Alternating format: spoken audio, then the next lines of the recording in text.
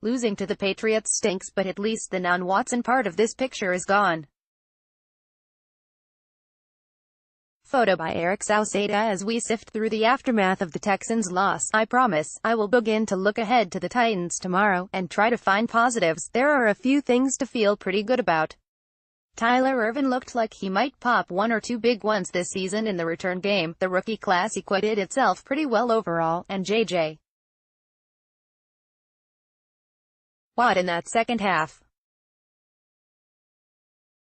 This is where I would put the smiley emoji with the hearts for eyes, and then there was the offensive line, which overall wasn't that bad.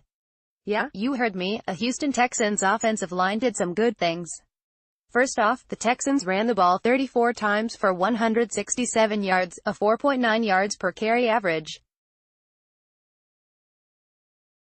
Even better, on conventional runs from Lamar Miller and Alfred Blue, as opposed to Watson scrambling or -7-yard reverse to DeAndre Hopkins, the Texans gained 134 yards on 25 carries, an average of 5.4 yards per carry.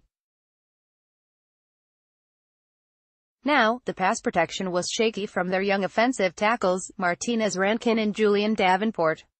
Total pressures, sacks allowed by the Pats: Davenport 9 halves, Fulton 1/0, Martin 1/0, Calamity 3/0, Rankin 4/1. PFF Texans at PFF_Texans, September 11, 2018. But some of that was Deshaun Watson holding on to the ball too long.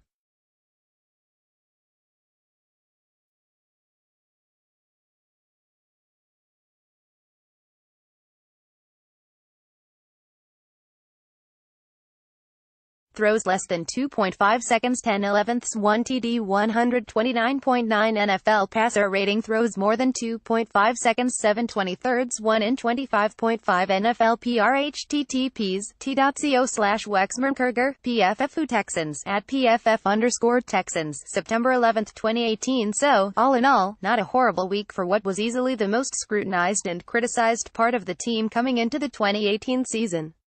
Beyond all that, if you want to feel better about this offensive line, then remember one thing: they are not last year's offensive line. 4 of the 5 starters have been swapped out, and the 4 who were discarded by the Texans were all unemployed heading into Sunday's games. How incredible and scary is that? The league has basically spoken, and they're saying that the Texans were starting an offensive line largely comprised of guys who shouldn't even be playing professional football, at least not in America. Shout out to Johnny Manziel. For a refresher, here are the players who started a majority of the games at each position on the line last season, and where they are now.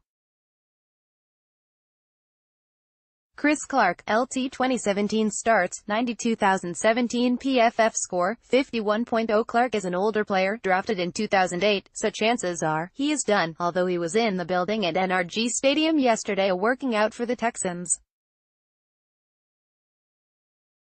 He started 9 games for the Texans last season at left tackle, which puts him easily ahead of Julian Davenport 3, Jeff Allen 2, Dwayne Brown 1, and Kendall Lamb 1, who started the opener, gave up an ungodly number of sacks to the Jags, and rarely saw the field again.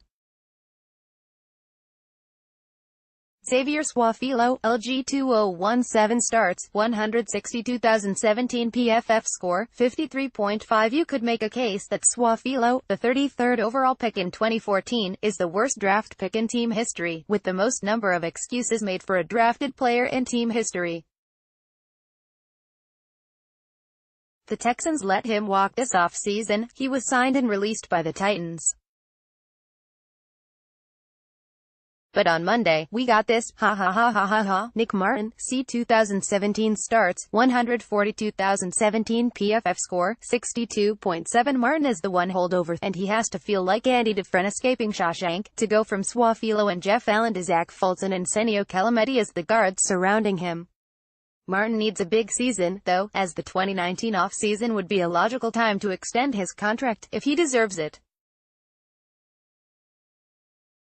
Jeff Allen, RG 2017 starts, 92,017 PFF score, 50.2. Allen was part of the free agent class in 2016 that was headlined by Brock Osweiler, so it will be impossible for him to be the worst signing in his own free agent class. that said, he would be the worst on most any team that didn't sign Brock Osweiler the same day.